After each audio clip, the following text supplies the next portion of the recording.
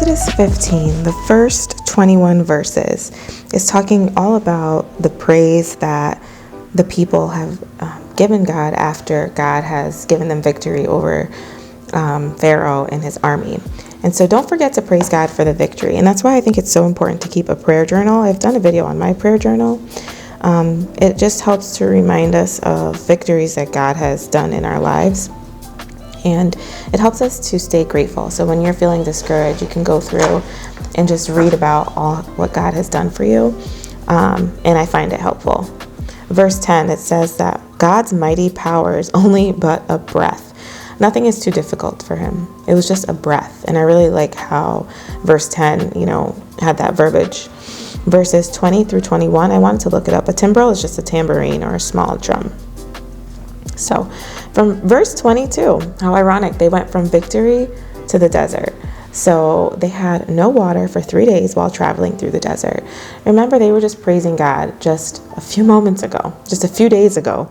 Now look at verse 24, the people grumbled. And I wrote, what a transition from just 3 days ago.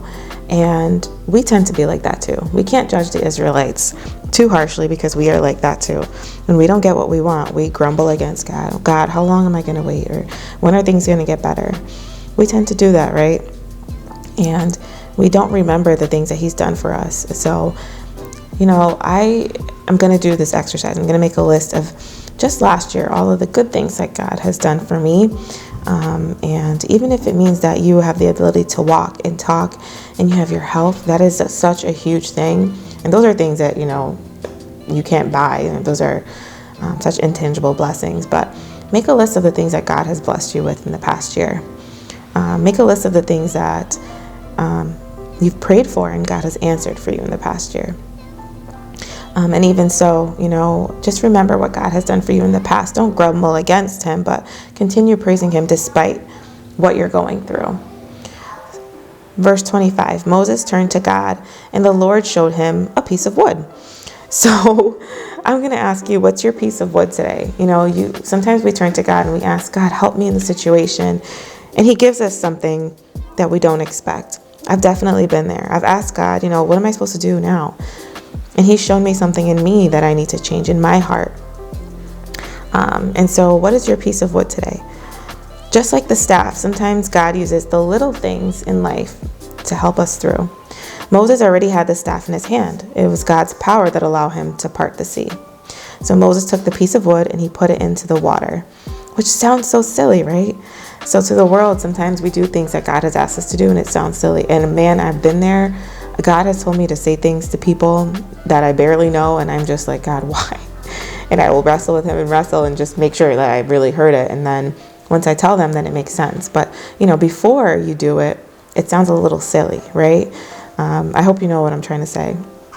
But, Moses could have said, why would I put the wood in the water? That doesn't, that's not going to help me, God. Help me. But, sometimes God is telling you to put the wood in the water and you don't want to do it. Put the wood in the water.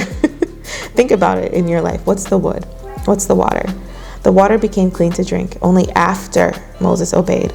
So Moses could have had the wood in his hand and the water where it was, but it wouldn't become clean and drinkable until he put the wood in the water. So the water became clean to drink only after Moses obeyed God in the silly little things.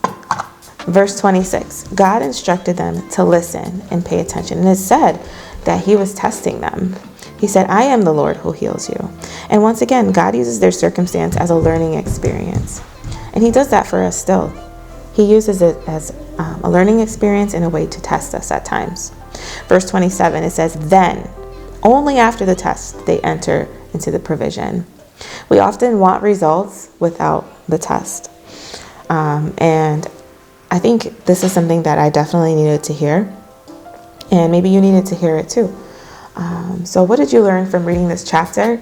I would love to hear it. If you haven't yet, please subscribe. I post a new Bible study video every Monday, Wednesday, and Friday at 7 a.m. Eastern Standard Time. And I can't wait to study the Bible with you again. Bye.